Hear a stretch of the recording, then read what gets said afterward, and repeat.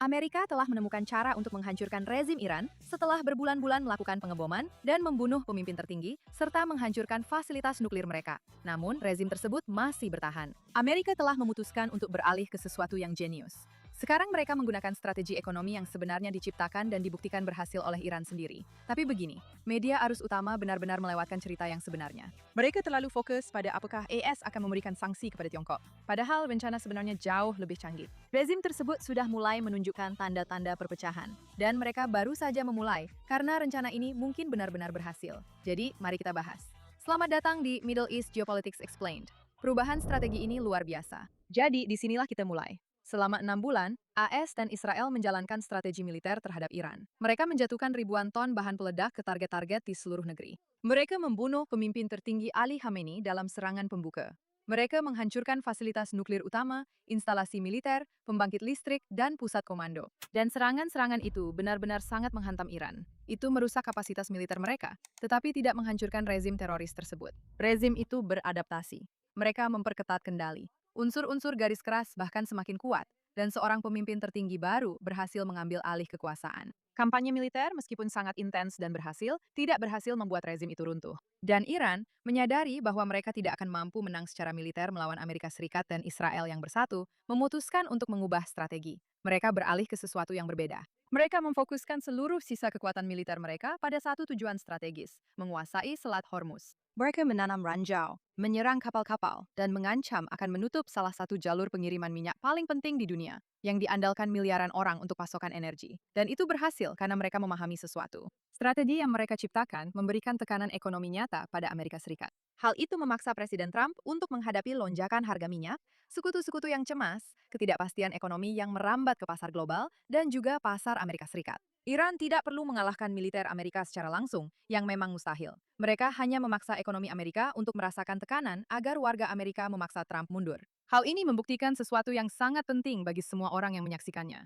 Tekanan ekonomi bisa lebih kuat daripada kekuatan militer jika digunakan dengan benar. Dan ketika kamu menciptakan cukup banyak tekanan ekonomi, bahkan sebuah negara adidaya pun akan memilih untuk bernegosiasi daripada meningkatkan eskalasi militer. Ya, Iran berhasil, tapi keberhasilan ini tidak luput dari perhatian. Dan sekarang pemerintahan Trump memutuskan untuk menggunakan strategi yang persis sama, tapi kali ini terhadap Iran. Menteri Keuangan Scott Bessent mengumumkan operasi pengucilan ekonomi, sebuah kampanye ekonomi yang dirancang untuk secara sistematis memutus aliran dolar ke rezim Iran. Trump sendiri menyebutnya sebagai operasi ekonomi paling menghancurkan yang pernah dilakukan terhadap negara manapun. Dan ini adalah rencana yang sangat-sangat bagus. Tentu saja, ada beberapa kekurangan serius yang akan kita bahas sebentar lagi. Tapi yang mengejutkan, itu bukanlah kekurangan sebenarnya seperti yang diberitakan media. Karena media arus utama benar-benar salah dalam hal ini. Mereka semua terobsesi pada apakah AS akan memberikan sanksi kepada Tiongkok dan apakah Tiongkok akan menuruti tekanan Amerika, sesuatu yang sudah mereka katakan tidak akan mereka lakukan, tapi inilah perdebatan yang mendominasi pemberitaan di media. Untuk memahami mengapa perdebatan ini benar-benar melewatkan cerita yang sebenarnya, kamu perlu memahami satu fakta. Ekonomi Iran sangat bergantung pada Tiongkok. Tiongkok membeli sekitar 90% dari sisa ekspor minyak Iran. Penjualan minyak itu menghasilkan sekitar 30 miliar dolar pendapatan tahunan bagi Iran, yang kira-kira setara dengan 45% dari seluruh anggaran pemerintah mereka. Tanpa Tiongkok membeli minyak itu, pemerintah Iran benar-benar tidak bisa berfungsi. Jadi semua orang berasumsi bahwa strategi AS pasti melibatkan cara memaksa Tiongkok untuk berhenti membeli minyak Iran, yang tentu saja akan sangat mahal bagi Amerika. Dan itu, tentu saja, bisa menimbulkan konsekuensi serius. Tapi AS sebenarnya sudah beberapa langkah lebih maju. AS tidak perlu memberikan sanksi kepada Tiongkok, dan tidak perlu meyakinkan Tiongkok untuk bekerja sama, karena blokade laut sudah secara otomatis memutus penjualan minyak Iran. Inilah poin penting yang sering dilewatkan semua orang. Iran mengirimkan 1,57 juta barel minyak per hari ke Tiongkok pada bulan Februari ketika konflik dimulai. Dan pada bulan Agustus, jumlah itu anjlok menjadi 500.000 barel per hari. Penurunan drastis sebesar 66% hanya dalam waktu sekitar 6 bulan. Angkatan Laut AS secara fisik mencegah kapal tanker Iran meninggalkan pelabuhan. Jadi, Tiongkok tidak bisa membeli minyak yang secara fisik tidak bisa keluar dari negara itu. Tidak masalah seberapa besar mereka ingin bekerja sama dengan Iran, atau apakah mereka bersedia membelinya. Minyaknya tidak bisa keluar. Setiap sanksi yang dibicarakan berfokus pada ekspor minyak yang menurun dengan cepat. Dan penurunan ini merupakan faktor besar dalam tekanan ekonomi yang sudah dirasakan Iran. Lihat, rencana D-Day ekonomi ini memiliki banyak sisi dan dirancang untuk menghantam Iran dalam banyak sekali cara. Hanya berfokus pada Tiongkok adalah sebuah kesalahan. Ya, mereka masih membeli dari Iran. Dan apakah secara teori Amerika Serikat bisa mengancam Tiongkok dengan sanksi serius karena minyak itu? Ya, mereka bisa melakukan itu. Tapi apakah mereka benar-benar akan melakukannya? Tidak, hampir pasti tidak. Menteri Keuangan sudah menjelaskan hal ini ketika beliau berkata, "Mengapa saya ingin menghancurkan sistem keuangan global? Jika IS memberikan sanksi kepada bank-bank besar Tiongkok, itu bisa menghancurkan atau setidaknya sangat merugikan perdagangan global, menyakiti perusahaan-perusahaan Amerika, dan juga mengundang balasan dari Tiongkok terhadap teknologi dan investasi Amerika. Dan itu sama sekali tidak sepadan. Tidak ada yang menginginkan hasil seperti itu. Jadi strategi sebenarnya bukanlah memaksa Tiongkok untuk bekerja sama-sama sekali. Ini tentang semua saluran alternatif yang pasti akan dicoba Iran ketika penjualan minyak benar-benar berhenti. Ingat, 65% itu hanya akan terus bertambah. Jadi, ada jaringan perbankan bayangan di Dubai dan jalur penyelundupan Turki melintasi perbatasan Irak-Iran, jaringan keuangan Rusia yang memindahkan uang melalui saluran non-tradisional, serta pengaturan barter Venezuela, di mana negara-negara saling menukar barang di luar sistem keuangan tradisional. Salah satu proksi Iran, Hizbullah, adalah salah satu organisasi penyelundup narkoba terbesar di dunia. Dan menurutmu, kemana semua uang itu pergi? Itulah jenis uang yang coba diberi sanksi oleh operasi pemucilan ekonomi. Dan inilah alasan mengapa ini mungkin benar-benar berhasil. Blokade ini memutus sumber pendapatan utama. Sanksi-sanksi menutup semua pintu lainnya. Dan jika blokade tidak bisa menghentikan semua minyak, hal-hal lainnya tetap penting. Hasil dari operasi ini sudah jelas. Tujuannya adalah untuk menjatuhkan rezim tersebut. Ini satu-satunya cara bagi ISS untuk menghentikan terorisme dari rezim Iran. Tapi ada kabar baiknya. Ini bukan Amerika yang memaksakan perubahan rezim bertentangan dengan kehendak rakyat Iran yang telah mengecewakan mereka berkali-kali sebelumnya. Bukan secara khusus di Iran, tapi sebagian besar waktu ketika Amerika mencoba memaksakan perubahan rezim, itu tidak berjalan dengan baik. Rakyat Iran sendiri yang menginginkan perubahan ini terjadi. Mereka tidak mendapat tekanan dari luar. Mereka berusaha mendapatkannya sendiri. Jadi, mengapa mereka belum berhasil? Kita semua ingat bagaimana pada Januari 2026, rakyat Iran biasa turun ke jalan di berbagai kota di seluruh negeri, memprotes penindasan brutal selama puluhan tahun oleh pemerintah yang telah membunuh warganya sendiri, memenjarakan lawan politik, dan memerintah melalui ketakutan dan kekerasan yang sistematis. Dan ketika mereka melakukan ini secara massal, tanggapan pemerintah benar-benar brutal. Perkiraan menyebutkan jumlah korban tewas sekitar 40.000 orang hanya dalam 2 malam. Rezim tersebut benar-benar mematikan internet secara nasional selama berminggu-minggu, dan mereka mengeksekusi para pengunjuk rasa tanpa pengadilan. IRGC benar-benar memburu orang-orang di jalanan. Kenyataannya sangat jelas dan tak terbantahkan. Rakyat Iran tidak bisa menggulingkan rezim ini sendirian, seberani apapun mereka, dan memang mereka berani, dan sebesar apapun keinginan mereka akan perubahan. IRGC adalah salah satu organisasi militer dan keamanan paling tangguh di dunia. Organisasi ini berkomitmen secara ideologis pada rezim, bersenjata lengkap, dan tanpa ampun bersedia menggunakan kekerasan terhadap rakyatnya sendiri. Amerika Serikat dan Israel sudah pernah mencoba menghancurkan IRGC dengan kekuatan militer besar-besaran selama 6 bulan. Mereka membunuh pemimpin tertinggi hanya dalam hitungan menit. Mereka menghancurkan fasilitas nuklir dan instalasi militer. Namun, rezim itu masih tetap berkuasa. Mereka beradaptasi dan bertahan, bahkan justru memperketat kendali mereka. Bagaimana bisa seperti ini? Ya, karena kepemimpinannya sangat kuat, begitu juga dengan mekanisme penegakannya. Dan itulah yang dilakukan oleh tekanan ekonomi, sesuatu yang tidak bisa dilakukan oleh kekuatan militer saja. Tekanan itu memecah sistem yang menjaga rezim tetap berkuasa. Ketika uang habis, tentara tidak dibayar. Ketika tentara tidak dibayar, mereka tidak selalu senang mengikuti perintah. Dan ketika tentara berhenti mengikuti perintah, seluruh aparatur penindasan runtuh. Tentara yang menghentikan para pengunjuk rasa, dan tentara juga yang menjaga para pemimpin tetap aman. Dan merekalah yang menjadi sasaran utama dari mekanisme strategi ini. Dan itulah mengapa strategi ini bisa berhasil di tempat di mana kekuatan militer saja telah gagal. Tapi ini membawa kita ke pertanyaan lain, yaitu, mengapa sanksi ekonomi yang sudah sangat luas belum berhasil di masa lalu? Apa yang berbeda kali ini? Nah, untuk memahami mengapa operasi ini berpotensi berhasil di saat sanksi-sanksi sebelumnya gagal, kamu perlu memahami apa yang sebenarnya salah sebelumnya, dan mengapa sanksi-sanksi itu justru memperburuk keadaan, bukan memperbaikinya. Amerika Serikat telah memberlakukan sanksi terhadap Iran secara terus-menerus selama beberapa dekade. Beberapa pemerintahan telah mencoba pendekatan ini. Hasilnya, setelah sekian lama bukanlah runtuhnya rezim atau perubahan politik yang berarti. Sebaliknya, rakyat Iran biasa yang justru sangat menderita, sementara rezimnya malah semakin kaya dan semakin kuat. Kok bisa begitu? Ya, sanksi-sanksi itu sangat menyakiti warga sipil dengan cara yang menghancurkan. Harga makanan melonjak tinggi dan obat-obatan menjadi tidak tersedia di apotik, serta lapangan pekerjaan menghilang. Ekonomi menyusut dan rakyat biasa semakin miskin sambil berjuang untuk bertahan hidup. Tapi rezim itu sendiri justru semakin kaya. Dan meskipun ini tampak berlawanan dengan logika, itu hanya karena setelah kamu memahami bagaimana sanksi benar-benar bekerja pada sistem otoriter, semuanya menjadi masuk akal. Sanksi menciptakan pasar gelap dan jaringan penyelundupan. Dan ketika Garda Revolusi Iran mengambil alih kendali pasar gelap itu karena mereka bersedia menggunakan kekerasan dan menjadi pihak yang paling diuntungkan oleh rezim sanksi tersebut, setiap pembatasan yang dilakukan oleh Amerika Serikat akan menciptakan peluang baru bagi militer untuk meraup keuntungan besar melalui penyelundupan, melalui jaringan pelanggaran sanksi, melalui perdagangan ilegal, dan skema keuangan yang tidak bisa diakses oleh bisnis biasa. Jadi, dampak akhirnya adalah sanksi membuat rakyat Iran kelaparan dan putus asa, tetapi membuat aparatur penindasan menjadi lebih kaya dan lebih berkuasa. Pada dasarnya, justru memperkuat pihak yang seharusnya ditekan oleh sanksi tersebut. Operasi pemucilan ekonomi sangat berbeda secara mendasar karena menargetkan sesuatu yang benar-benar berbeda. Insentif ekonomi yang membuat tentara dan pasukan keamanan tetap setia pada rezim. Inilah yang menjadi penggerak seluruh strategi ini. Meskipun para tentara IRGC tentu saja berkomitmen secara ideologis pada revolusi Islam dan kelangsungan hidup rezim, dalam praktiknya mereka juga termotivasi oleh insentif ekonomi. Mereka digaji sangat tinggi. Mereka mendapatkan akses ke barang-barang pasar gelap dan produk konsumen yang tidak bisa diakses oleh warga sipil biasa. Mereka juga mendapatkan status dan hak istimewa dalam masyarakat. Dan keluarga mereka didukung serta bergantung pada penghasilan militer mereka. Insentif ekonomi pada dasarnya adalah hal yang membuat ideologi benar-benar berjalan dalam praktiknya. Jika uangnya dicabut, ideologinya akan menjadi jauh lebih lemah. Tentu saja, aku tidak sedang membicarakan para garis keras fanatik yang benar-benar berada di puncak. Tapi untuk sebagian besar orang di dalam militer, ya, mereka memang sejalan secara ideologis. Tapi mereka juga sangat-sangat bergantung secara finansial pada militer.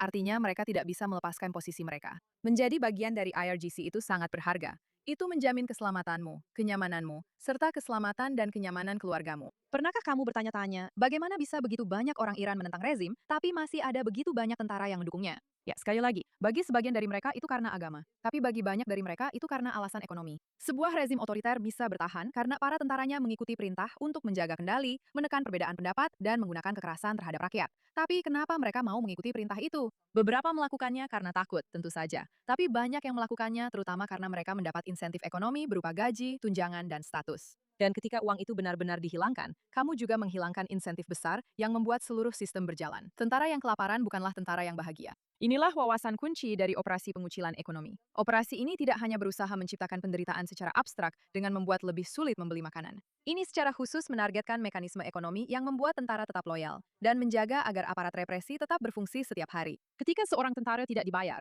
ketika keluarganya kelaparan, ketika dia tidak lagi mampu mempertahankan status, hak istimewa, dan akses terhadap barang-barang yang sebelumnya mendorongnya untuk mengikuti perintah. Kesediaannya untuk menjalankan perintah rezim mulai goyah, dan dia mulai marah kepada rezim. Inilah sebabnya operasi pemucilan ekonomi menargetkan uang sebagai tujuan utamanya, bukan untuk menciptakan penderitaan dan hukuman lebih bagi rakyat Iran, tetapi secara khusus untuk menghancurkan fondasi ekonomi yang menjaga aparat penindasan tetap berfungsi dan memungkinkan rezim mempertahankan kendali. Jika para tentara berbalik, rakyat juga bisa berbalik, dan kemudian rezim bisa runtuh. Pendapatan pemerintah Iran berasal dari ekspor minyak. Sebelum perang, Iran mengekspor sekitar 2 juta barel minyak per hari yang menghasilkan sekitar 57 miliar dolar per tahun. Mewakili sekitar 55% dari seluruh pendapatan pemerintah yang menjadi dasar dari semua yang bisa dilakukan rezim. Namun Amerika Serikat telah memberlakukan blokade laut.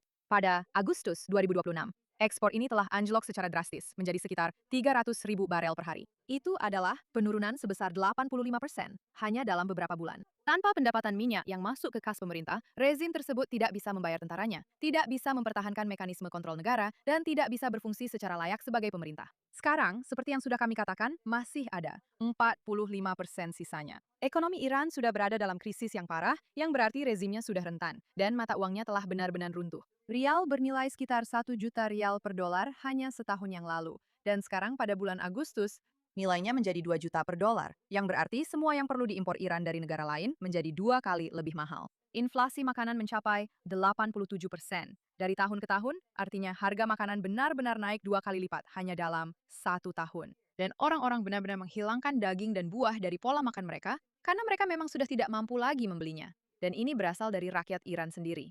Kupon makanan pemerintah, yang seharusnya membantu orang bertahan hidup, nilainya hanya sekitar 6 dolar per bulan. Pom bensin di seluruh negeri benar-benar kehabisan bahan bakar, dan listrik dijatah dan sering dipadamkan secara berkala. Kekurangan air sudah menjadi hal yang sangat biasa. Obat-obatan mulai menghilang dari rak apotek karena perusahaan farmasi tidak bisa mendapatkan mata uang asing yang dibutuhkan untuk mengimpor obat-obatan. Pengangguran sangat parah, dengan hanya sepertiga dari warga Iran usia kerja yang benar-benar bekerja dalam kapasitas apapun. Dalam pemberontakan sebelumnya melawan rezim, situasinya sudah sangat buruk. Inilah salah satu alasan utama yang mendorong rakyat untuk berjuang. Mereka merasa tidak punya apapun lagi yang bisa hilang, tetapi sekarang keadaannya semakin buruk. Sangat mengerikan bahwa rakyat Iran harus menanggung akibat dari semua ini. Tapi ingat, ini sudah menjadi krisis kemanusiaan besar yang disebabkan oleh rezim yang secara aktif menghancurkan kehidupan orang-orang biasa. Dan semua ini terjadi bahkan sebelum operasi pengucilan ekonomi sepenuhnya diterapkan. Ya, rakyat Iran akan menderita, tapi mereka memang sudah menderita. Dan inilah kesempatan agar keadaan bisa berubah. Operasi ini bertujuan untuk menargetkan rezim terutama. Fakta bahwa rezim sudah sangat rentan, rakyat sudah sangat menderita, dan tekanan ekonomi sudah ada. Dengan intensitas seperti ini, berarti operasi ini mungkin akan menambah tekanan yang sudah ada. Dan pada dasarnya, memberitahu rezim bahwa kami tidak akan membiarkan kalian pulih dari kehancuran ekonomi ini.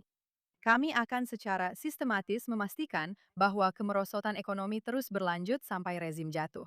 Jadi apa sebenarnya sanksi-sanksi itu? Sebagian besar jaringan berita tidak akan menjelaskan secara memadai bagaimana mekanisme penegakannya benar-benar bekerja. Dan ya, banyak hal yang memang dirahasiakan. Tapi selain itu, mereka bahkan tidak benar-benar menjelaskan kepada Anda tentang blokade laut yang dilakukan oleh Angkatan Laut Amerika Serikat. Jadi bagaimana Anda bisa mempercayai mereka sejak awal? Seperti yang kita tahu, Angkatan Laut Amerika Serikat secara fisik dan aktif menghentikan minyak Iran agar tidak keluar dari negara itu, melakukan operasi berkelanjutan setiap hari untuk mencegat dan menyita kapal tanker Iran.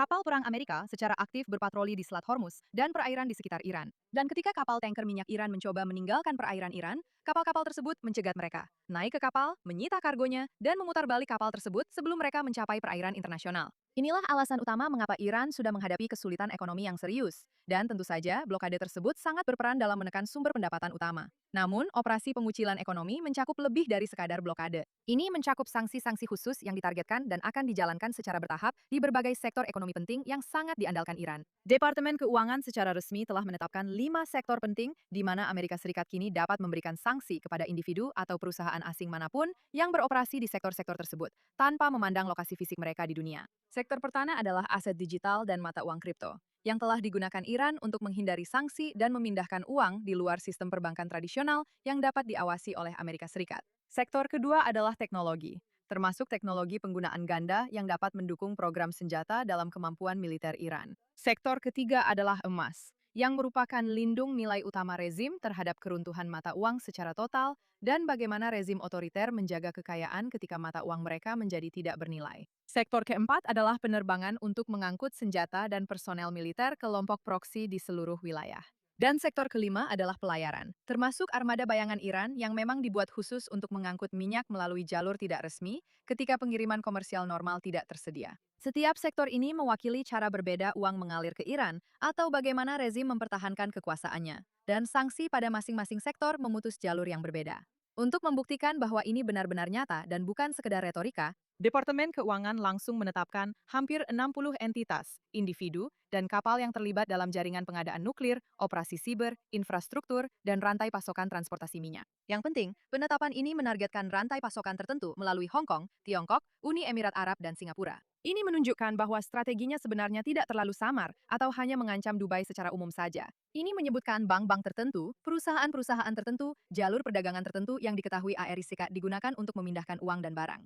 Pesannya adalah, kami tahu persis bagaimana sistem kalian bekerja. Kami tahu perusahaan-perusahaan tertentu di negara-negara tertentu yang memfasilitasi perdagangan kalian, dan kami menargetkan mereka secara khusus. Yang membedakan ini dari setiap kampanye sanksi lainnya adalah bahwa ini dijalankan secara bertahap, bukan langsung memasukkan semua orang ke daftar hitam sekaligus. Misalnya, kamu tahu ada seseorang di Dubai yang membantu Iran mengekspor emas. Lalu jika kamu mengklaim bahwa kamu hanya akan memberikan sanksi kepada Dubai, itu terlalu umum, besar, dan rumit. Dan kamu baru saja memasukkan mereka ke daftar hitam sebagai sebuah negara. Tapi jika kamu menargetkan negara tertentu itu dan menjelaskan bahwa orang-orang ini sudah diidentifikasi, itu jauh lebih mudah untuk ditargetkan. Seperti, lihat tahap pertama. Tahap pertama dari operasi ini sudah dilakukan. Tahap ini mengidentifikasi jalur-jalur penting dan menetapkan entitas awal yang beroperasi dengan Iran. Tahap kedua, yang sedang berlangsung sekarang, memberikan batas waktu yang jelas kepada negara-negara untuk menghentikan perdagangan dengan Iran, diplomasi diam-diam dengan tenggat waktu tertentu. Mereka menyebut negara-negara itu secara terbuka, lalu mengatakan kepada mereka, kalian sebaiknya segera berhenti atau sesuatu akan terjadi, yang mengarah ke tahap ketiga. Ini menetapkan para pelaku yang tidak patuh untuk dikeluarkan dari sistem keuangan Amerika Serikat. Mereka akan kehilangan akses ke dolar, bank, dan pasar. Jika Anda tidak berhenti beroperasi dengan Iran dalam waktu yang telah ditentukan sekarang, setelah kami mengidentifikasi Anda, maka Anda akan kehilangan akses ke ekonomi Amerika Serikat. Dan kemudian tentu saja, tahap keempat meningkat ke sanksi sekunder, di mana negara-negara lain yang berdagang dengan pelaku yang telah ditetapkan juga menghadapi sanksi, menciptakan efek berantai. Jadi tidak hanya Anda akan menargetkan perusahaan tertentu di Dubai itu, tetapi perusahaan lain manapun yang pernah bekerja sama dengan perusahaan di Dubai tersebut, sekarang juga tidak akan lagi bisa mengakses dolar AS Serikat, dan sebagainya. Itu adalah argumen yang meyakinkan. Sebagian besar sanksi sebelumnya hanya memasukkan semua orang ke daftar hitam sekaligus, yang akhirnya menciptakan pasar gelap dan sistem alternatif. Pendekatan ini memberikan pilihan dan konsekuensi nyata bagi negara-negara. Ini secara sistematis menutup pintu sampai tidak ada lagi jalur bagi uang untuk mengalir ke rezim. Rezim Iran sendiri sudah mulai retak dari dalam. Muhammad Ghalibaf, ketua parlemen dan negosiator utama, mengakui, tidak peduli seberapa besar militer yang kita miliki, jika rakyat kelaparan dan kita tidak memiliki perputaran keuangan serta pertumbuhan ekonomi, kita tidak akan bertahan. Dan itu adalah kutipan langsung. Presiden menyarankan agar Iran sebaiknya mengakhiri perang hari ini selagi mereka masih dalam posisi kuat dan bermartabat, yang berarti membuat kesepakatan sebelum kehilangan seluruh daya tawar. Bahkan Gubernur Bank Sentral mengakui, kita tidak mengekspor minyak. Amerika telah membekukan cadangan devisa kita. Para pejabat rezim ini mengatakan bahwa jalur yang sedang ditempuh saat ini tidak dapat dipertahankan. Dan ini membuktikan teori inti dari strategi tersebut.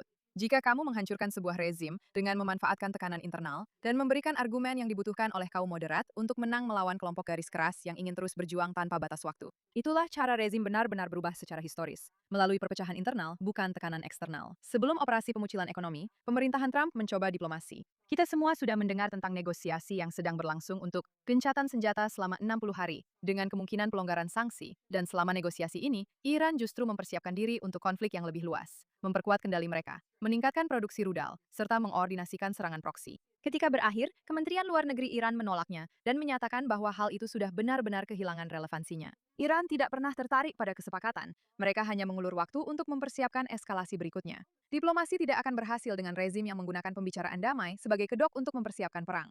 Duta Besar AS Huckabee telah mengatakan kepada sumber berita bahwa Presiden Trump tidak sedang menggertak, dan dia merujuk pada operasi militer nyata yang telah membuktikan kesediaan Amerika untuk menggunakan kekuatan secara besar-besaran. Karena yang berhasil adalah kombinasi antara sanksi ekonomi dan sanksi militer.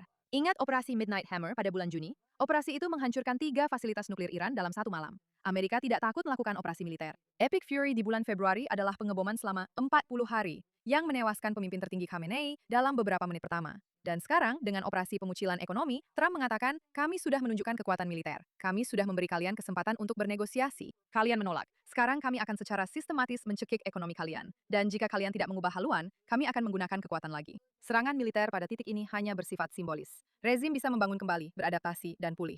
Setelah 6 bulan pengeboman terberat dalam beberapa dekade, rezim Iran masih berkuasa. Tetapi kehancuran ekonomi adalah masalah eksistensial, karena kamu tidak bisa membangun kembali ekonomi yang sudah tidak ada. Kamu tidak bisa mempertahankan pasukan militer jika kamu tidak bisa membayar mereka. Dan kamu tidak bisa mempertahankan kendali ketika uang habis dan orang-orang sekarat karena kehausan. Rezim harus memilih, apakah mereka akan bernegosiasi dengan serius atau menyaksikan pemerintahannya runtuh dari dalam. Dan rakyat Iran sudah putus asa dan siap untuk sebuah peluang. Jika AIC memutus aliran uang rezim tanpa jalan keluar, pilihan mereka akan hilang dan rakyat mendapatkan peluang yang mereka butuhkan. Beberapa bulan ke depan akan menjadi ujian yang sebenarnya. Apakah pemerintahan Trump benar-benar akan melangkah ke tahap 3 dan menjatuhkan sanksi terhadap para penyelundup Turki, bank-bank Dubai, serta institusi Rusia yang tidak patuh ketika batas waktu berakhir?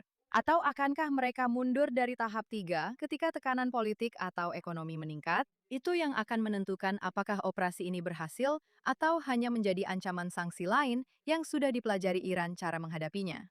Karena inilah yang sering terjadi dengan sanksi. Sanksi itu terdengar besar, terdengar ekstrim, tapi penegakannya sangat-sangat rumit. Departemen Keuangan telah membuktikan keseriusannya dengan 60 penetapan sanksi langsung. Tapi ini hanya berhasil jika Amerika berkomitmen untuk menegakkan di keempat tahap tersebut. Trump menyerukan semua sekutu AS untuk bergabung dengan koalisi ini, menciptakan aksi global yang terkoordinasi. Dan ingat, sekarang ini bukan hanya tentang kemampuan nuklir Iran saja. Iran yang menguasai Selat Hormuz mempengaruhi pelayaran global di mana-mana, dan ekonomi di seluruh dunia terdampak oleh hal ini. Tekanan dari koalisi akan membuat sanksi-sanksi menjadi efektif dan membuat ancaman tersebut menjadi lebih kredibel dengan cara yang tidak bisa dicapai oleh tindakan sepihak. Dan itulah harapannya. Jika operasi ini berhasil, rakyat Iran akhirnya bisa menentukan masa depan mereka sendiri. Dan jika ini tidak berhasil, jika Amerika membuat ancaman tetapi tidak benar-benar melaksanakannya, rezim tersebut sekali lagi akan bertahan dan penindasan terhadap rakyat Iran serta dunia akan terus berlanjut. Satu-satunya pertanyaan yang penting sekarang adalah, apakah Amerika benar-benar punya kemauan untuk menuntaskan ini? Jawabannya akan menentukan apakah rakyat Iran akhirnya akan mendapatkan kebebasan mereka atau tetap terjebak di bawah rezim yang rela membunuh puluhan ribu orang demi tetap berkuasa. Saya Ira Yerakai dan sampai jumpa di lain waktu.